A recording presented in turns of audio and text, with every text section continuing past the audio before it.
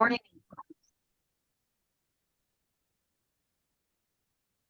Okay. Right.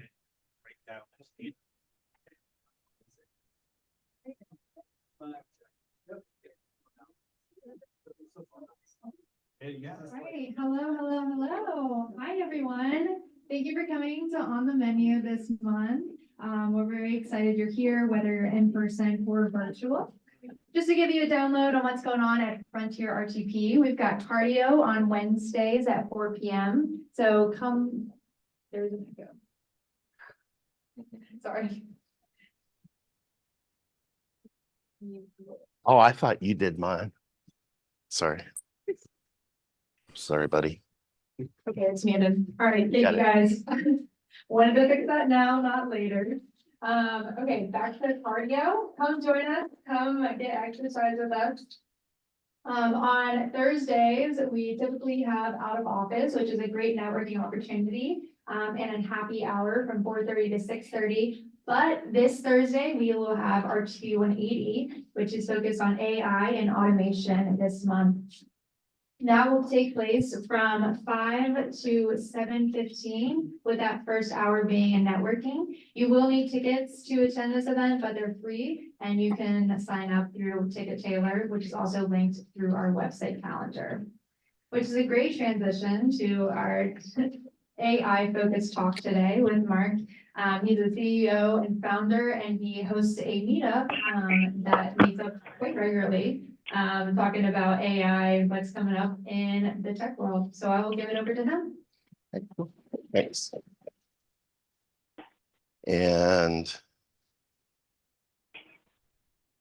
I am getting alerts now from, because I'm host. Let me see if we can turn that off.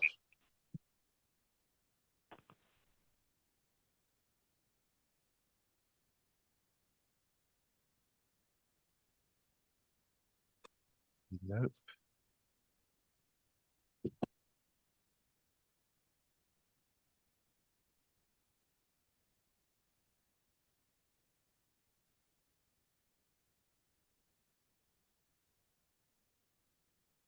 All right. Hopefully they don't come back. All right. Can everybody hear me? Do I need the mic or not? Yes, that's cool. Is this on? Is this on? Okay. Where's the button?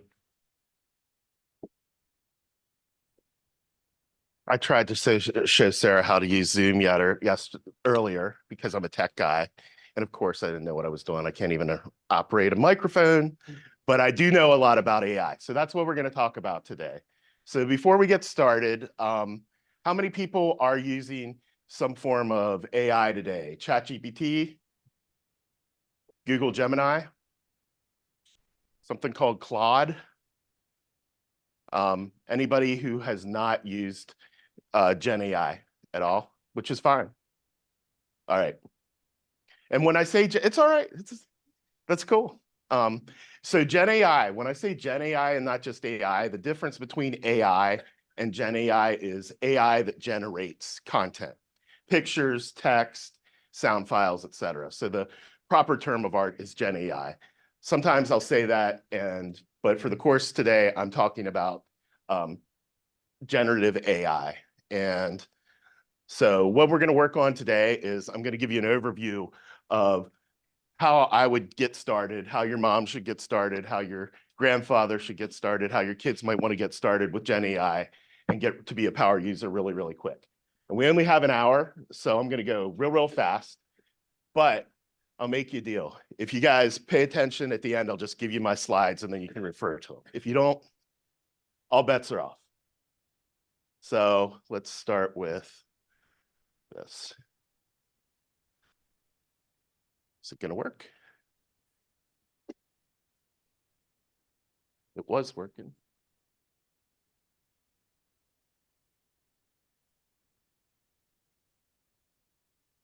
That's all right. It was working. Now it's not. We'll press buttons. All right. Who am I and why am I qualified to talk to you? I'm pretty much not qualified to do anything, but so that's why I work for myself. I have a company here called Peripety Labs, and it's a generative AI consultancy.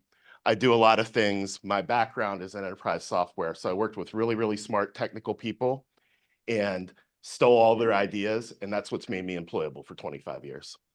Anyhow, if you'd like to connect with me on LinkedIn, Twitter, whatever your preferred social is, just hit me up.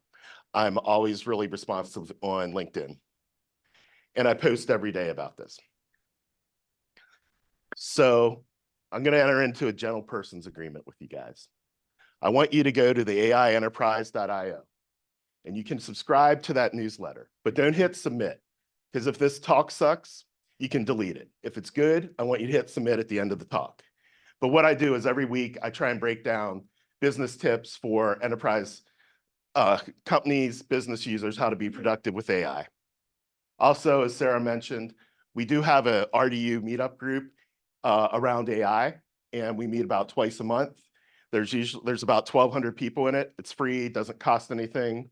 We meet up at Boxyard, we meet over at the Transfer Food Hall, and we do online training. So all the people that I used to know in Silicon Valley are happy to do presentations. So we go deep technical talks, and then we do stuff for beginners.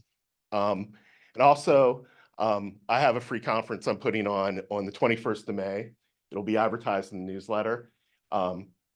There's about 50 talks on generative AI topics, from desktop productivity to doing retrieval augmented generation with large language models for the techies among us. So that's who I am, what I'm doing.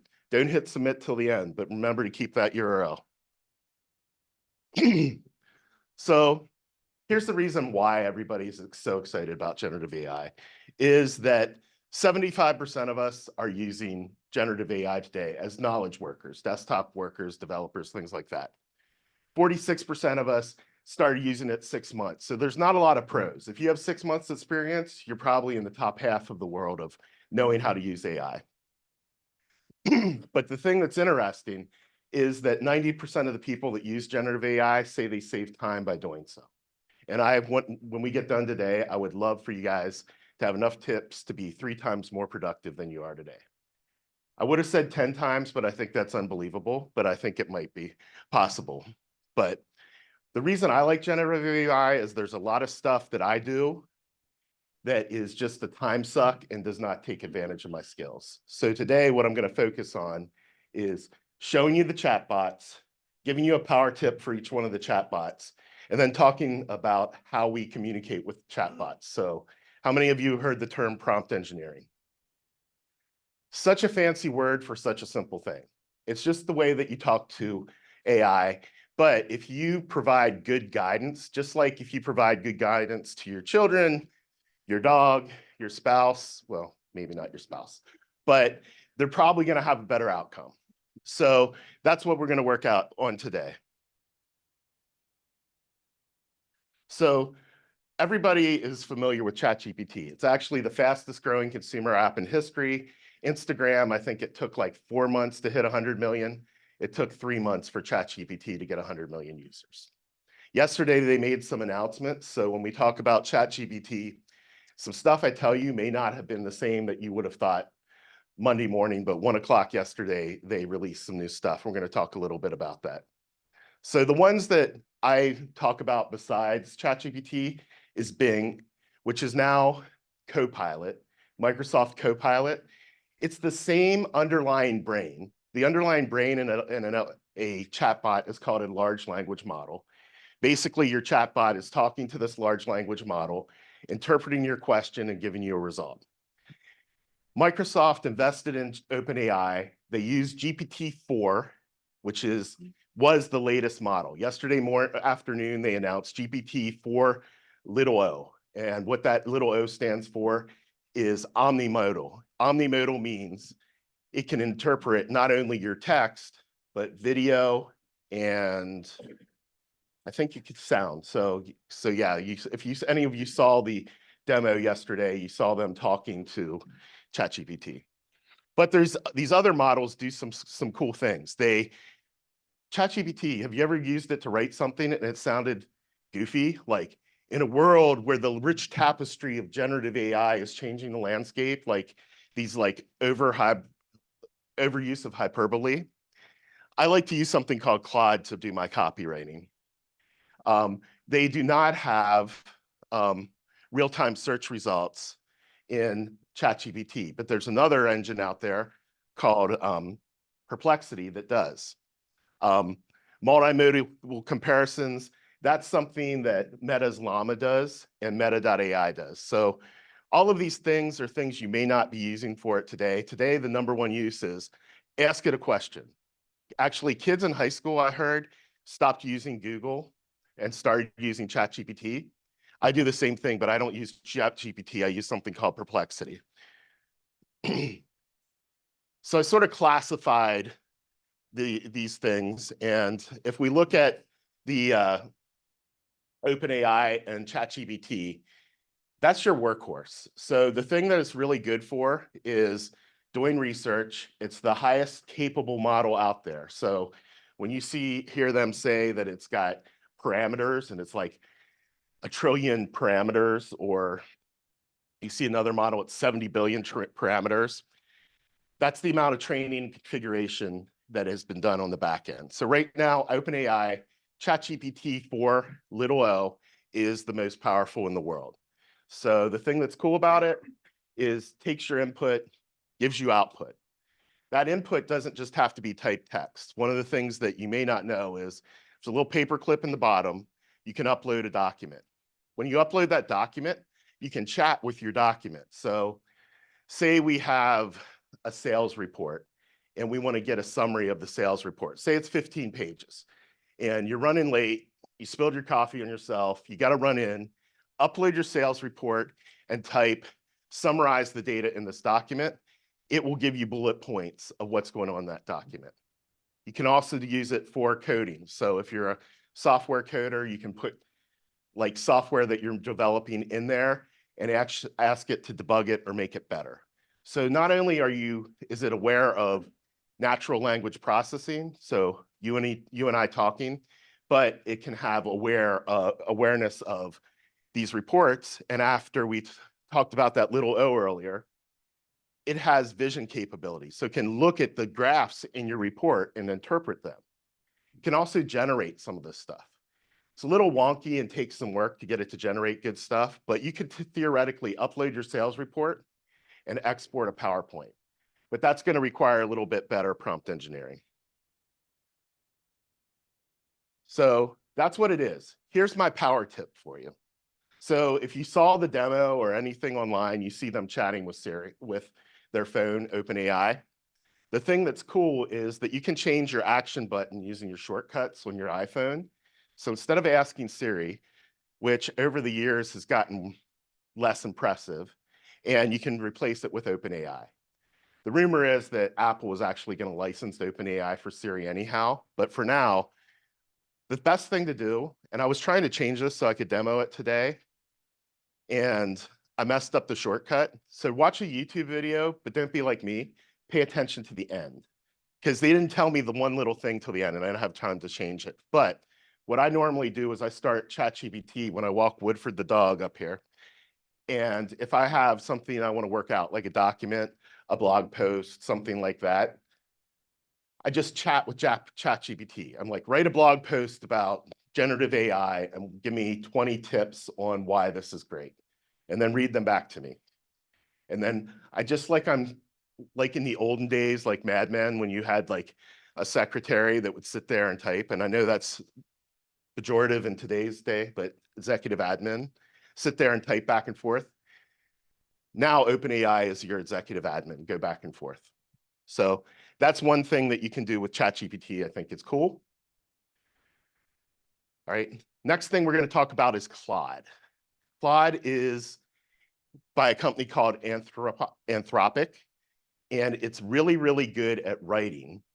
It's pretty good at knowing stuff, but it doesn't have current information. So this is the problem.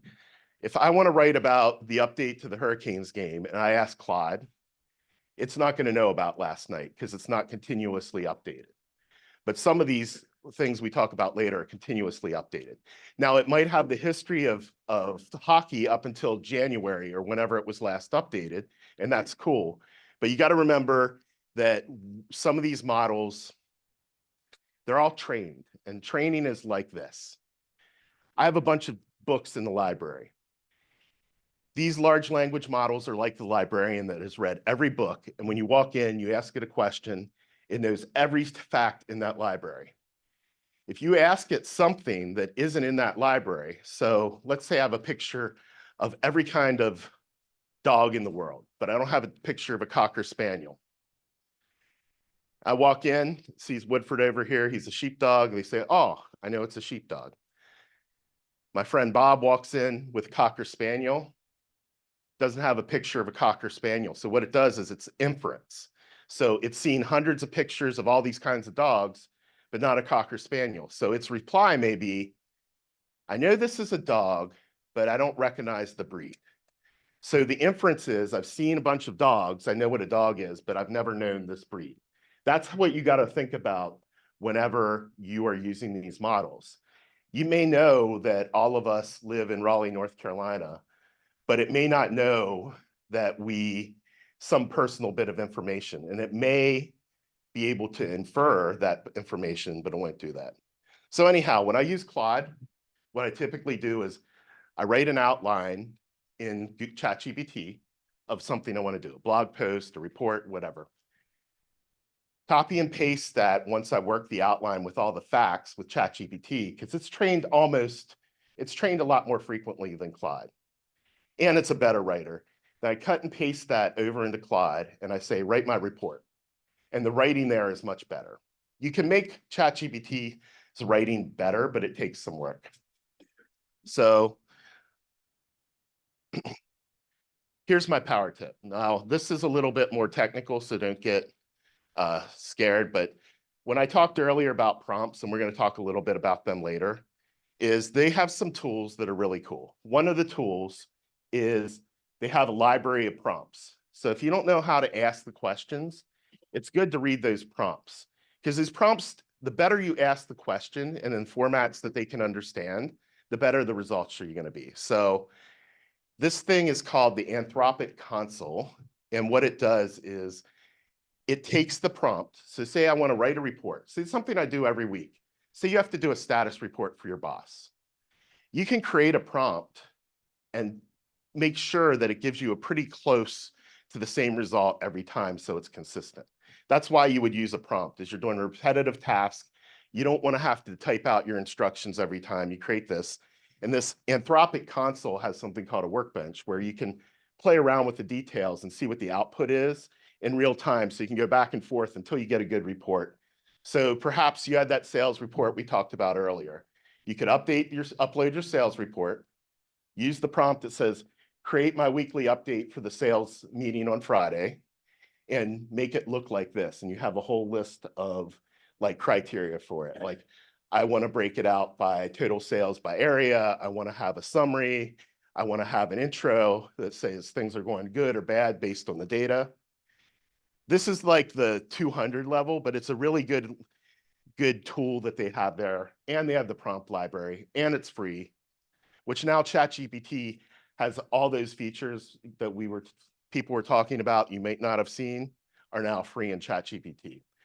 The only thing I think that you can't do is privacy controls and create GPTs. And GPTs are like little assistants that you code and you can click on, and it's already pre-programmed to do something like create a logo or or create a LinkedIn post or blog post or whatever. So that's Claude. That's your copywriter, or mine at least. Then we have Google. Google has Gemini. Gemini is cool. So the reason I was sort of setting you up for real-time data is, what does Google do? Real-time search. So it has all that data in the search directory, and then it can inform the model with its latest search results. So Gemini is usually pretty up to date. Their model, not the greatest. Sometimes it's really good at certain tasks, sometimes it's not. So what I do is I actually use Gemini to talk to, and you could do this with actually Microsoft Copilot. Just so, how many people here have access to Copilot at work? Okay. So I'm a Google ecosystem guy. Same thing with Microsoft Copilot, works about the same. So if I share my Google Docs or my Google Drive with Gemini, and I use something called AI Studio, I can chat with my data. And this is where things get cool. So this is aistudio.google.com. And what it does is it allows you to hook up your Google Docs directory, or in Copilot, your, I guess, Microsoft 365 SharePoint directories, so that the model can actually take your data and chat with it. And you can chat with your data. So remember my library example? We have the librarian, they have all the books. But now they're going to go to the Library of Congress, which is your data, and they're going to get books that aren't in their library, which is reports, examples of blog posts, you know, whatever kind of data that you might have, a report that you downloaded from the internet. Now you can chat with all that data using AI Studio. So Google is, Gemini.google.com is free. They have a premium service, and it's called Gemini. They renamed it. If you ever heard of Google Bard is now Google Gemini. So, and they updated it. But what it's good for is real-time text, and then you can integrate it with your Google Docs. I did not put Copilot on this list, and I probably should have, but I didn't have, and I have it installed on a Mac, so it's so different than a lot of Windows users. I didn't want to confuse anybody, but Copilot works the same way.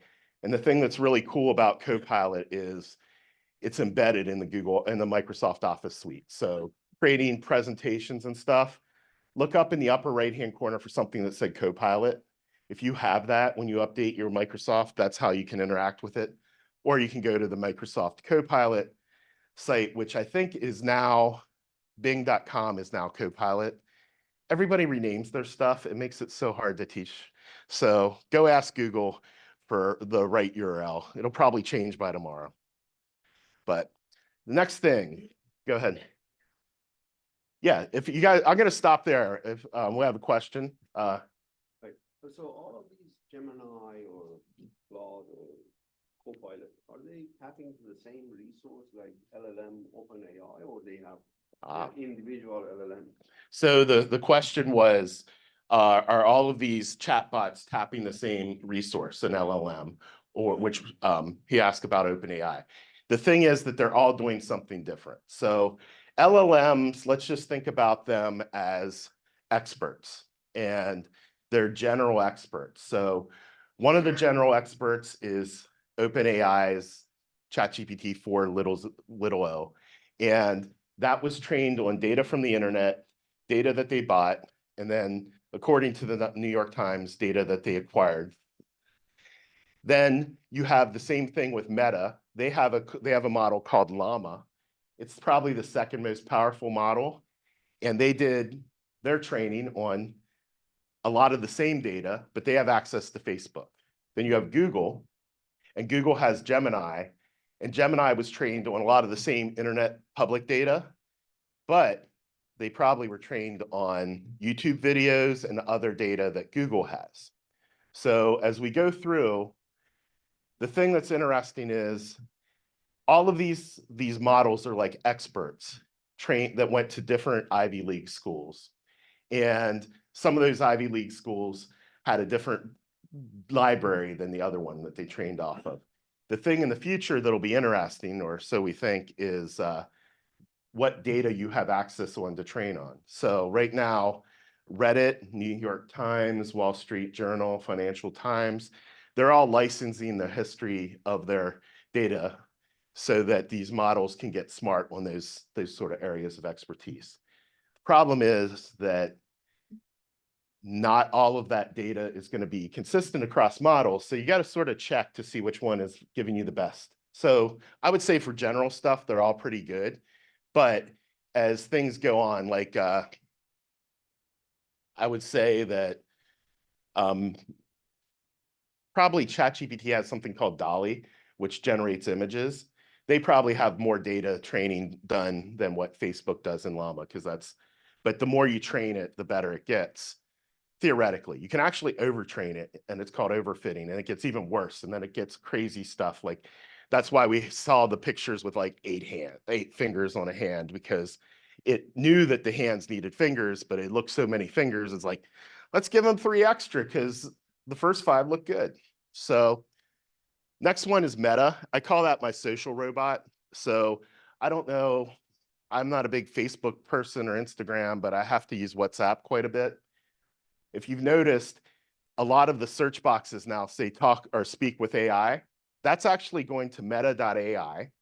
It's using an underlying expert or model called Llama.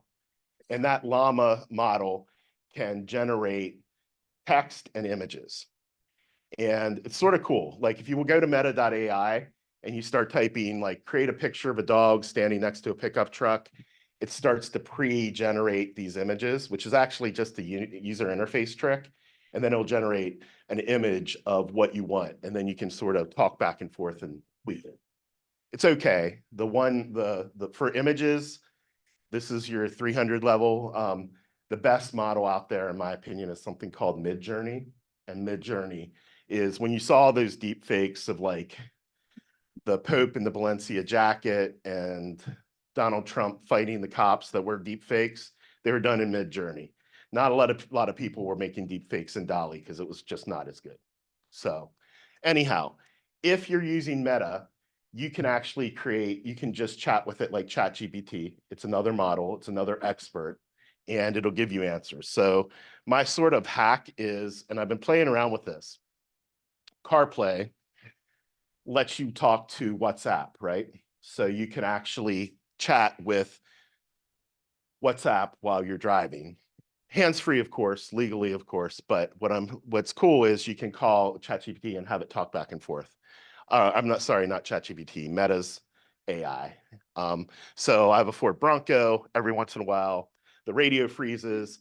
So I ask it, tell me why the radio freezes and how to reset it. And it gives me so that's one of the use cases. You could be out, in nature. You could actually send pictures to ChatGPT or Meta and have it identify a plant or an animal, or if you're a tracker, like name that poop. Is it my neighbor's dog or was it a raccoon?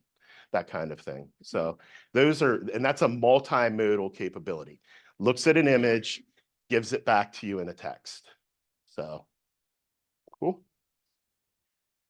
All right, here's the last one. This is the one I use. So I don't use Google much anymore.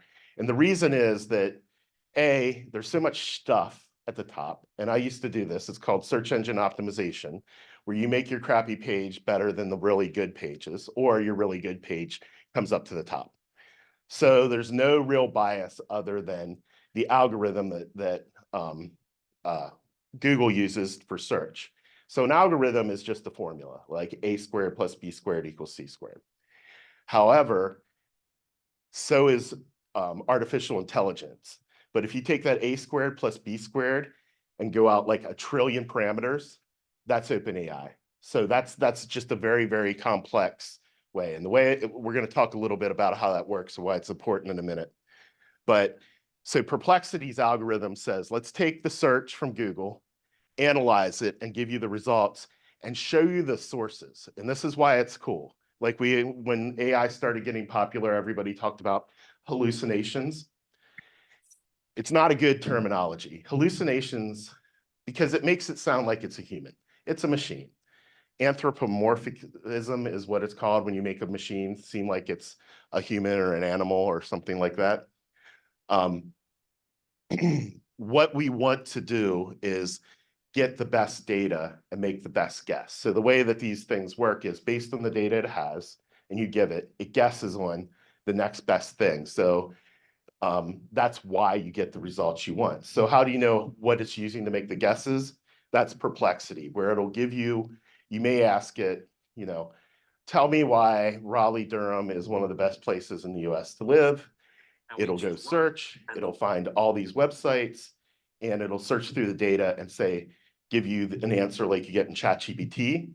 But then there's footnotes, like when we were in college and we had to read the footnotes to see or we had to footnote our report.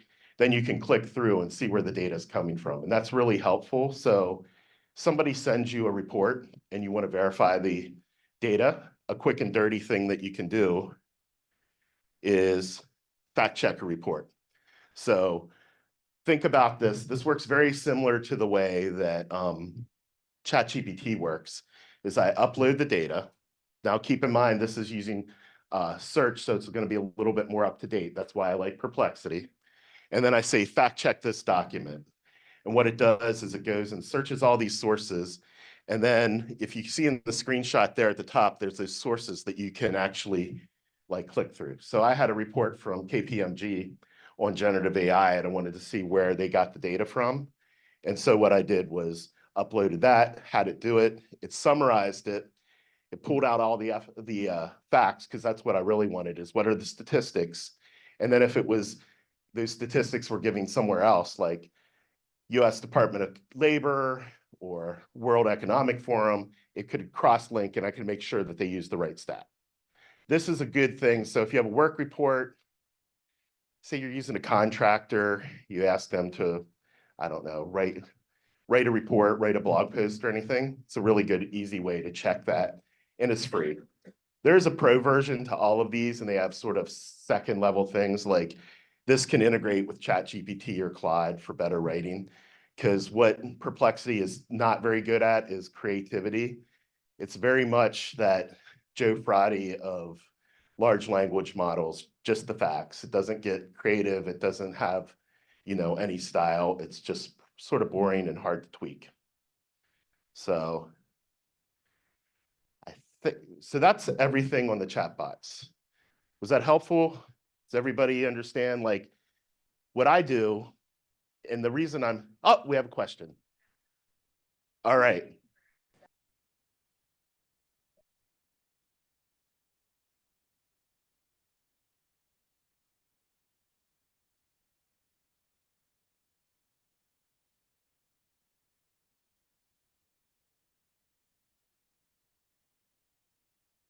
I actually have a very, very good friend. Actually, it's Woodford the dog's girlfriend, Ellie, her mom, is a therapist.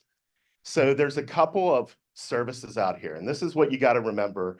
And let me repeat the question for anybody online who might not have heard that, is basically the question was for a mental health professional, how can they use AI to generate medical health blogs? And this is the important one, is their client notes.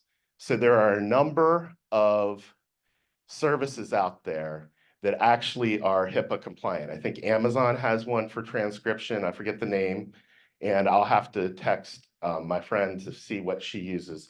And so the thing is, when you put data into these models, if it's a client data or private data for contracts or partnerships, you theoretically could be breaking a confidentiality if you have not made sure that you have current data privacy controls.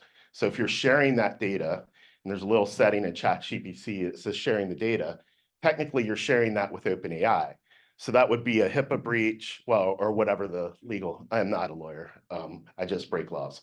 But what you really want to do is make sure that your data is still private. So do searches and do your research, but there are tools that are models. So these are experts that are firewalled and they do not munge your data with the service. It's different than when you were doing a search, because you're making a query, which you're sharing the search query there, but you're probably not sharing private data with like identifiable features. So hopefully that was helpful. Next question.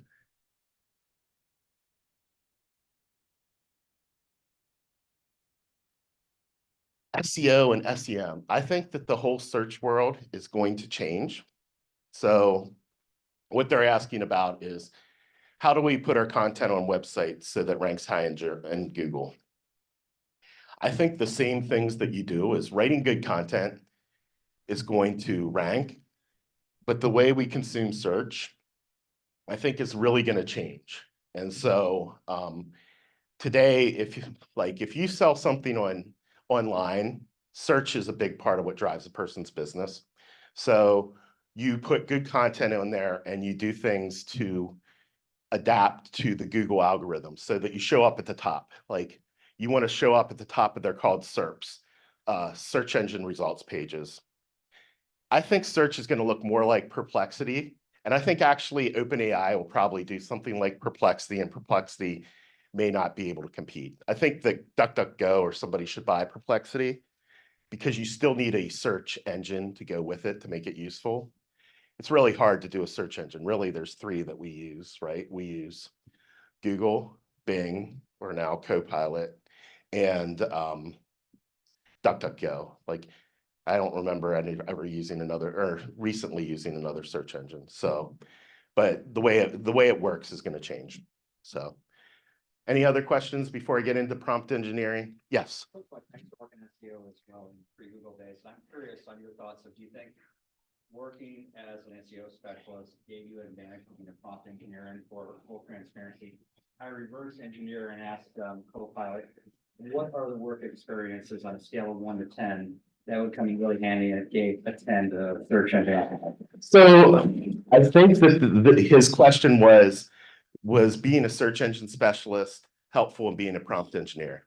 And my answer is yes, and this is why. Remember when I said Google uses a search algorithm, and now these these large language models are big algorithms? In search algorithms, you're trying to make sure Google would list you higher. So you're trying to get the result you wanted. Same thing with ChatGPT or Gemini or Claude or any things I talked about today is if you are trying to make sure that your data is working well with the algorithm, whether you're asking it to write a report or rank high in search, it's a good skill to have. So, cool. All right. Now we're going to get to the 200 level stuff. Is everybody with me? Okay, cool. All right. I don't like the term prompt engineering when I talk to people who haven't ever heard about it before. All it means is how we communicate. So if we give it bad inputs, we're going to get bad outputs. The thing that's different, and this is why generative AI and ChatGPT was so revolutionary, was before when we worked with AI systems, we had to write code. We had to write software that was like Python. Now, the natural language processing, the ability for me to say, hey, Siri, what's the temperature outside? Or for me to go to ChatGPT and say, give me a list of 10 ideas for what makes a good presentation to people in the Frontier today, which is sort of what I did to like try and narrow down all the stuff I know into something we could do in an hour that I thought would be useful. So that's all the GenAI, like that's what's made it like go light years ahead. If anybody, you know who Alan Turing was? He was the guy who was the code breaker in WW2. There's a really good movie on Netflix with Benjamin Cumberbatch about him. He started talking about AI back in the 50s or 40s, I forget where. And he's the one that coined the term artificial intelligence. From like that time until 2021, when ChatGPT came on, we really didn't, as a whole society, we talked about AI, but we really didn't see the effects. And then the last 2 years is like the Cambrian explosion of AI. And now you see it in every news article. You talk about it at work. You come to the Frontier and eat sandwiches and listen to some big guy and his dog talk about AI. So it's everywhere. So here's the thing that you also should remember. These are probability machines. So if I type in the same prompt to the same model, I'm not always going to get the same answer.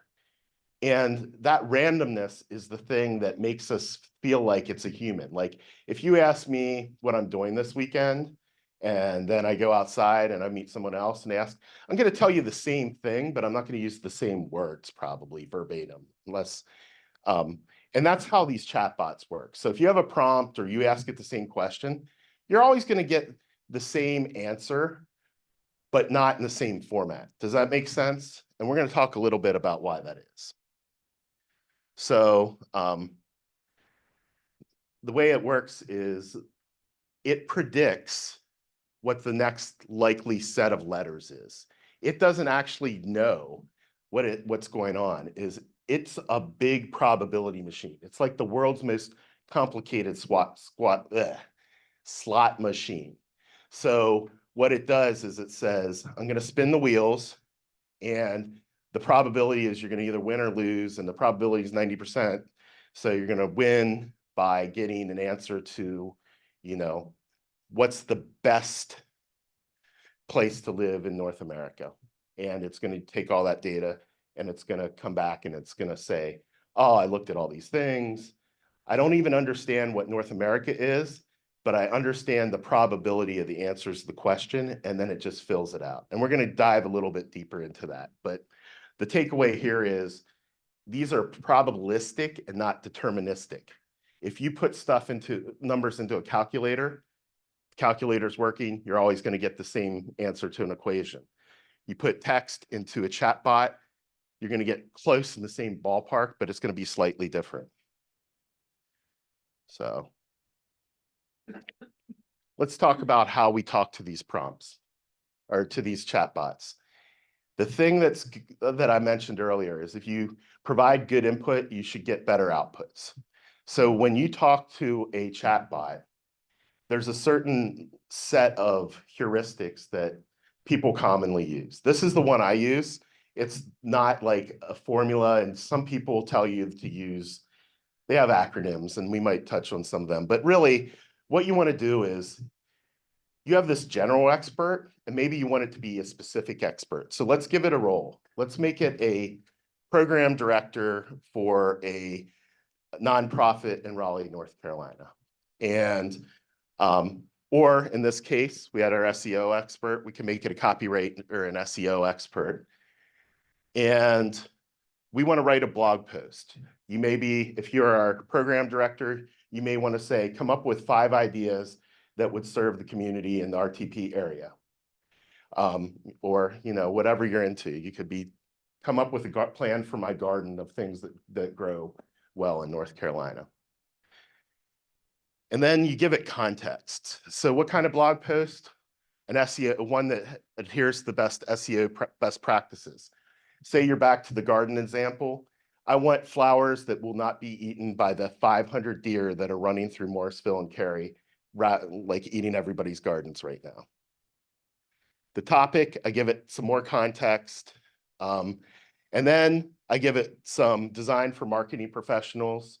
Maybe for, if you're the program director, you want to do what best serves the community of coworkers in the Frontier. So you just, it doesn't matter what problem you're solving, but you can see I'm giving it a role. I'm giving it constraints. How big should that post be? I give it more context, and then I can give it criteria. So if I want people to read my blog post, maybe I want it to be engaging. If I am programming for Lunch and Learns at the Frontier, I want it to be engaging for people who are professionals that co-work in tech, biotech, whatever your parameters are. And those criteria are what's going to narrow it down. So if I started out with saying, write an 800-word blog post and on SEO best practices, it could be really broad. It could be 40 words. It could be 400 words. It could be 800 words. There's a little side thing on that. The one thing that ChatGPT and these models are not good at is math, which you would not believe, but this is why. Remember how I said it's all about inference? So we read all the books in the library. ChatGPT was a terrible math student. It's not learning how to apply the formula. It's looking at 500,000 people applying the formula and learning that way. Now, that's why math has been traditionally bad. Now they're teaching it how to do math because that requires reasoning. If you look at the reasoning capabilities, not the inference, but the ability to solve a problem for ChatGPT, it's basically about as has the reasoning capabilities of a 3-year-old or a 4-year-old. Woodford the dog here is, in that regard, smarter than ChatGPT. And the reason it is because ChatGPT is only interpreting natural language and video and audio. But Woodford is touching the floor, he's seeing all of you, he's smelling, he's hearing. And so the amount of data that we get from in the first 4 years of our life is more than the data that ChatGPT has been trained on a per terabyte. So he has more ways to get data. That's why the dog is smarter than ChatGPT. Unfortunately, Woodford has not read everything in the big Library of Congress, so he can't do inference. So that's the two differences there. Does that all make sense? Yeah, question. Does it matter which order you list those things? Is there an efficiency to that, or it doesn't matter? I'm going to put a bookmark. He had a good question is, does it matter the order you do that? And the answer is sometimes. And I'm going to show you another way to prompt engineer here next. So before I go there, I'm going to get a little technical. And this is really helpful in understanding how these things work. So remember when I said it's just a probability engine? So it takes your words and it breaks it up into these things called tokens. And the reason I bring it up is some of these systems and things where they're integrating with ChatGPT talk about tokens.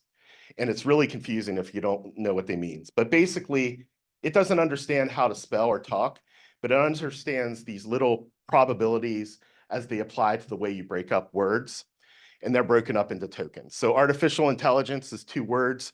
It might be broken up into 6 tokens. And so if I type art, it may start to think, what am I going to finish it with?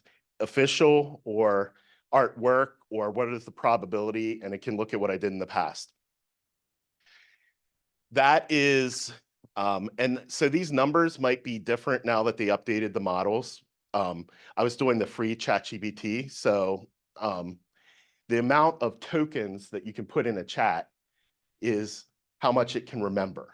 So think about going to, if you ever had kids or a younger person that just prattles on for like 15 minutes on the story and they forget the beginning of their story, but they're like this 5-year-old kid, he's like telling you this great story about the, why he's so filthy from coming back from the playground.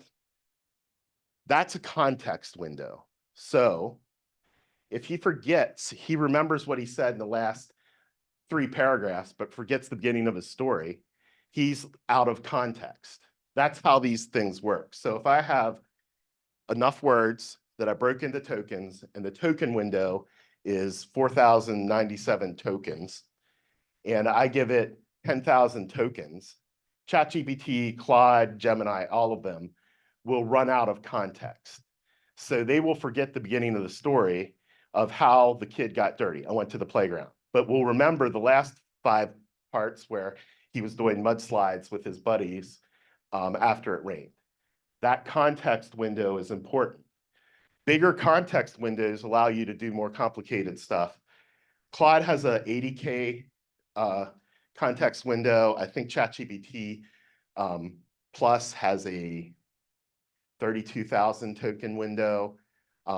Google has a 1 million token window. So if you were comparing them, if you had a really long, say you wrote a book and you had a manuscript and you wanted to make sure the storyline jived the whole way through, you might want to put it into the big context window because the littler context window would forget about the beginning.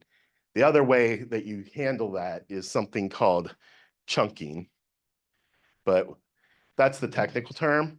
This is if I have Copilot or ChatGPT and it's not making sense, what you do is you can break up your document into chunks. And when you break it up, you want to make sure it overlaps. So let's just say you have the first chapter of your book, you copy it in, and you want to make sure that it doesn't run out of context. So you get the last sentence of the first chapter and then the whole second chapter. So there's an overlap so it knows how it goes back and forth. Does that make sense? All right, where are we at? We have 10 minutes left. I'm going to give you the this is another geeky thing. And this is the last like thing I think we should cover is zero shot, few shot, and many shot. What this means is examples. So when I type into ChatGPT and say, I want an answer, and you don't give it an example, it's just so say, I want to write a haiku about a dog, okay? That's zero shot. You don't give an example. That's just like, it's just based on its own information. If I create another prompt and say, I want a haiku, and this is my favorite haiku about a dog, do it in this style. And it says, that's what's called a few shot or a one shot prompt, where you actually give it an example. That gives it a good idea of what you're looking for. That's probably my #1 tip for the day. If you do stuff consistently and you want it to be done the way you want it to be done, which is me, I give it examples. If you want it to really be good, so I do a lot of stuff on LinkedIn. I give it 4 or 5 LinkedIn posts of the ones that have done good, that people liked, done good. I'm a little rednecky there. Done well. If you want something that worked well, you might give it 5 examples, and that would be many shot. So this is me showing you how I do my geeky prompts. And this is where we put a pin on, does the order matter? The order doesn't matter of what you deliver, but I think it's a good practice to have sort of a format. Think about the outline. Start with a role, follow it with an objective. So here is, I'm a social media manager. The main goal is a tweet to increase awareness, promote event, share news. Remember that earlier prompt, we're giving it context. Where it matters is then the order. So what you want to do is if you want to give it instructions to do things sequentially, that's technically chain of thought. So if you show it how you want it to reason through something, those instructions in order would help. So I wanted to do something about dogs. I only like dogs that typically are fluffy, and you start like going down through these instructions. So what I want you to do is list all the dogs that are fluffy and then create a picture of those dogs using Dolly afterwards for my tweet. Then I give it the format. All of this stuff is written. You see these little hash marks and dashes. That's something called Markdown. What it does is it's a way to format text so that it's organized. If I cut and paste this into Word, it would probably turn them into titles and bullet points. By giving it structure, it makes it easier for ChatGPT, Claude, et cetera, to follow. So this is the best practice I can tell you, because I also think that a lot of the text that ChatGPT was trained on was converted from the web into Markdown. So it's sort of like, that's my theory. I don't have any confirmation of that, but if you do this, it helps to tell your chatbot what to do in a way that gives each one of those sections context. And then if you see at the bottom, I have examples of tweets. That's my few shot. So that's where I think you will get the best results from working with these chatbots. All right. So I save my stuff in Notion. You could change them in Word. When I write a prompt, I call them a super prompt. I actually tag it and says, this thing works. And if it doesn't, then I tag it as working until I get a prompt that generates the same kind of results. And just sort of another 200 level. These 2 things you can download from the Google Chrome store, and they can save those prompts right in your browser, and they cut and paste them right into ChatGPT. So we're at the end. Everybody that put that in, if this stank, erase that newsletter link. If it was good, hit submit. And actually, we do meetups. We do a meetup here quarterly at the Frontier. We do meetups every other week or so all around the triangle. I send tips like this to the newsletter. It's a little, on every Friday, a short 15-minute read of all sorts of things, prompts, latest news, but curated. And then if you really are interested in this stuff, that conference is going on at the end of, or in May, later this month. It's free. It's paid for by sponsors, so free tickets for everyone. I think there's some really good people in there that do techie stuff and desktop productivity. So I'm done. We have questions. I'm going to start at the front and work back. Yes, sir. City council member, tech it's fascinating. Okay. I guess that's an observation and a question. And tomorrow I'm hosting John Chambers for a virtual event. I've been posting it. He's going to be talking about, he's a family friend of mine from West Virginia, Red Cisco. And one of the things he talks about, which concerns me, is that, he thinks that, he says that the AI is going to be bigger than the cloud and the internet combined. And that we need to have an AI strategy. And I said, well, what do you mean by an AI strategy? He goes, well, Steve, it was like when I was running Cisco. If you didn't have an internet strategy, you didn't look at buying a company. And you needed an internet strategy to survive or you were going to die.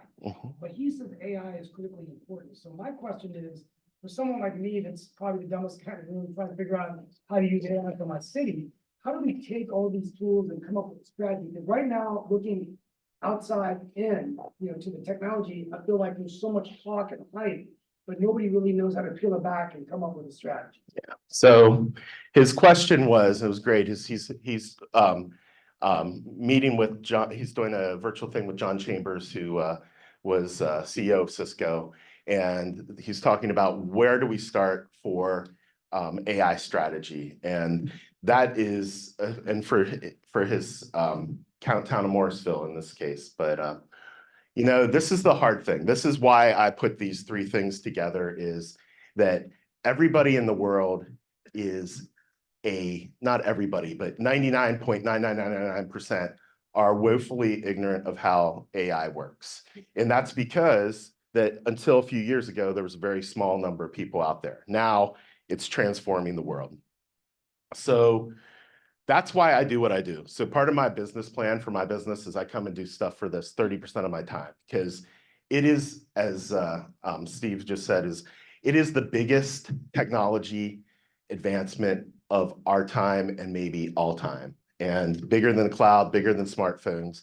The ability that it has to change our society is like exponentially greater than what the cloud did and what the internet did. And that's why I'm really excited about it, because I worked at one of the first internet service providers.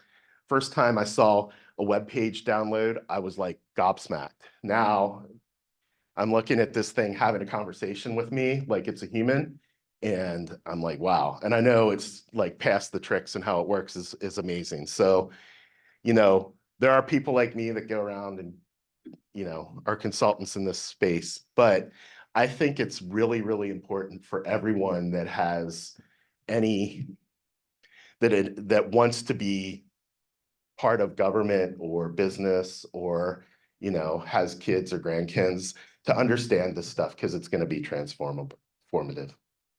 Next question. On that last statement, you mentioned about conversations like it's like human. I think I'd be interested in hearing your opinion about, is there a social factor to this, on like, if your social skills suck, will your prompts suck? And by that I mean, like, down below, I don't know if this is like exact, but it says, hey, great, or thank you, like it's encouraging you to hit a response. Yeah. That is, don't be a jerk, because I'll be honest, on certain Facebook groups that are good for prompt engineering, there are those folks who just want to ask other people for a prompt rather than figuring out themselves. And to me, it's like, I think it's not going to make an antisocial person a social person. Yeah. But is there an argument to be said about, if you are willing to engage with this, like it was a human being or deserving of some humanity, that your prompts will come out better? So his question was, if you are more socially adept, will your prompts come out better? Will you get better results? And the answer is maybe. And so there's been a lot of research. Back in last fall, there was a paper released that when you started to ask to, say, ChatGPT, and you gave it a question and you offered it a tip, it gave you a better answer or a longer answer. So the phenomenon probably has to do with the fact that it's been trained on data on what polite society thinks is tenable. Even though it's funny is, if it was only trained on data from like somewhere where they don't tip, then maybe that wouldn't have worked. But having these, and it's also a thing that you're going to start seeing in these chatbots is, as have you ever noticed in the sci-fi movies, like all the robots that look human-like, there's hundreds of them out there. That's, creating something familiar makes a lot of sense, even though for a lot of tasks, like having a human-shaped robot to do certain things is not a good idea. So like we're good at being mobile and having like working in small spaces and things like that. But I just wouldn't want like a transformer-sized robot to go do mining I would want the right form factor for that. So that's super important, is that you're going to see a lot of these interfaces become more human-like, but I think it's mainly so we're not scared. You gotta remember that they're just a machine, that they're not like her with Joaquin Phoenix or any of these other things. They're machines that we've programmed to do these things. But there could be some upside in being socially better, but there shouldn't be. I think you remind me, and I forget this if you posted it's not as popular. There is one platform name escapes me. but- Character.ai. Character, like snark. So maybe it's about, maybe there is one for Cool. maybe people who are neurodivergent, autistic, Cool. or whatever, and those people who are just not the straight way. So actually, his point, he says maybe there's a model for people that are, neurodivergent. Actually, Elon Musk started XAI, and his chatbot, which I didn't cover, is called Grok, and it's trained on like the Hitchhiker's Guide to the Galaxy. It has a snarky mode where it will insult you. All this sort of things that Elon Musk thinks are funny are capabilities there. But at the end of the day, I just look at it as a tool. Like I think there is actually some value in like character AI actually creates avatars that talk to you. So you could create like a virtual therapist or coach. And I think that's something good. Let me go to the people online since they couldn't make it. We just froze them out.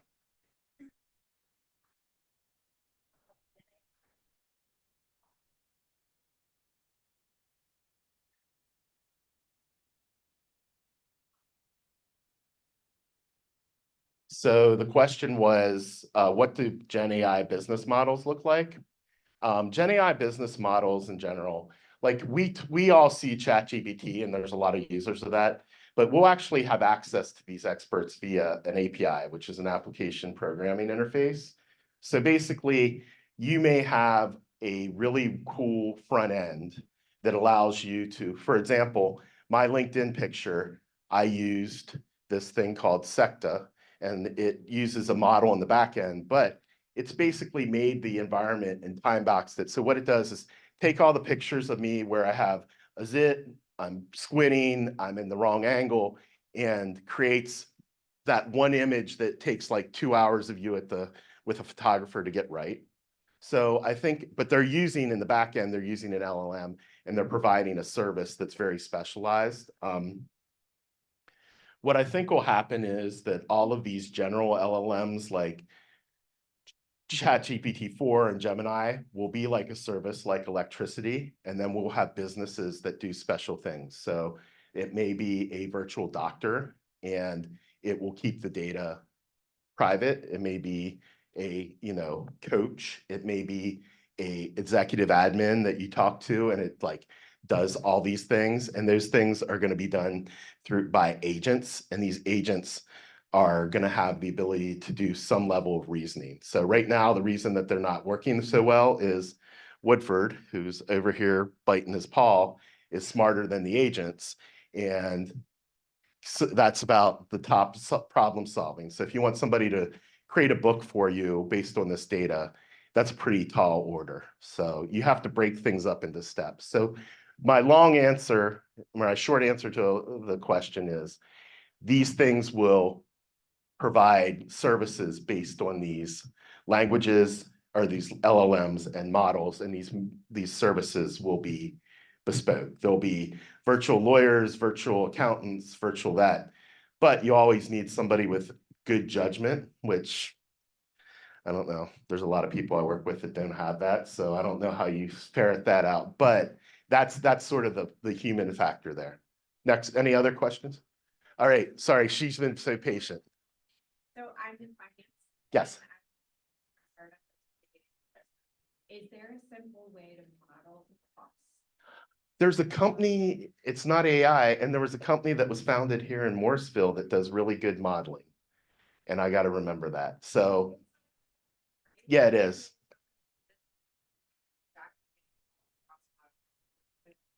Yeah, so her question is financial models. Actually, one of the best things that machine learning and AI has done over the last 30 years is tackle these models, but in the finance thing, it was a trade secret. So if you've ever heard of Renaissance Technology, I think they were the #1 hedge fund for the last ever. They're the best investors ever, and they started doing modeling in the 60s. What you're going to see now is more and more of these services that are going to help you. They're going to put examples of the modeling exercises and use the right ratios and train it to be better modeling. General purpose, I would say it's so-so. I was actually a startup CEO and I did modeling. So I will follow up with you if you give me your information, because we use something that was founded here that wasn't AI, but probably is being updated with AI right now. But cool. Any other questions? Yes. My question probably will need another hour for you to comprehend something, but the impact of ethics and government regulation, right? It's another topic. Yeah, so his question was ethics and government regulations. The ethics of it is, you might see abbreviated as XAI, which is explainable AI, XAI is sort of the term of art. And the thing is that what we saw in the news is how are these things being trained? And then what guardrails are put around them so that they don't become the Terminator or Agent Smith or something like that. That is the $1,000,000, $1 billion, $1 trillion question is, can you trust the people doing these things? And can you trust that there's good enough guardrails so that they don't do any harm? And if you ever read Isaac Asimov, it's interesting because he predicted this kind of stuff happening, and he had the 3 robot laws, which was robots will not hurt humans, robots will not hurt themselves, robots can not cause anything that will cause humans harm, or I forget what the 3 were. But that's the kind of guardrails that we want to do. The other one is regulations. Have you seen our government? They're having a hard time regulating anything right now, but it's really scary because what they're trying to do with regulations is they're basically trying to change clothes while they're riding the bike. This stuff is developing so fast. So the EU just passed their EU AI Act. AI might not look like anything resembling what that act regulates in 2 years. Biden, Chuck Schumer, the state of California all have bills that they're championing. I don't have a good answer for you, but I think it's well worth watching the news for that to see what they are. Right now, the one takeaway from the EU Act is it's a $37 million fine if you're a reasonable sized company, if you do something that violates their terminology, their act. Do I have another question over here? I know we're over about 8 minutes. Yeah. So you spoke about it briefly, but can you talk about hallucinations versus inference? And one of the studies I was reading was 40 to 60% hallucination rate on some of these models. But then, the most famous or infamous story is the lawyer one. Oh yeah. So I guess the question would be more what is your interpretation of the hallucination rate? And then how are models being trained right now to safeguard against that? Yeah, so his question is, why do models, I'm going to just paraphrase down to, what are hallucinations, how do they work, and how do we avoid them? So, so the thing is, and I mentioned inference, is when you give the model additional information, that's called grounding. You're grounding it in the reality that you want to talk about. So if you give it background information, that is going to help it get better answers.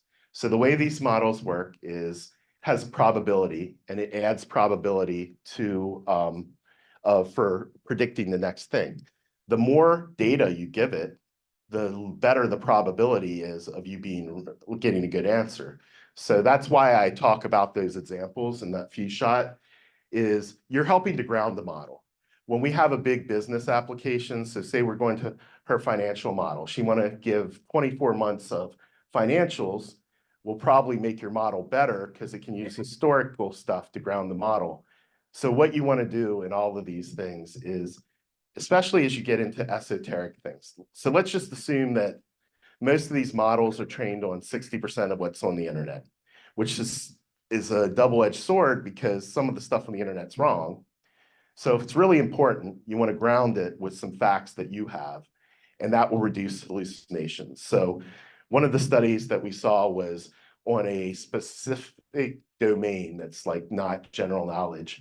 It would hallucinate 40, or it would be right 40% of the time, I think, or I might have a flip-flop. But if you ground the model, you would get the accuracy up into the high 90s. So that's why you give it, that's why I gave you that really complicated looking thing, because if you really want to get to like only doing it once instead of going back and forth 100 times, which I do all the time because I forget to use my prompt, give it examples. Cool. Thanks.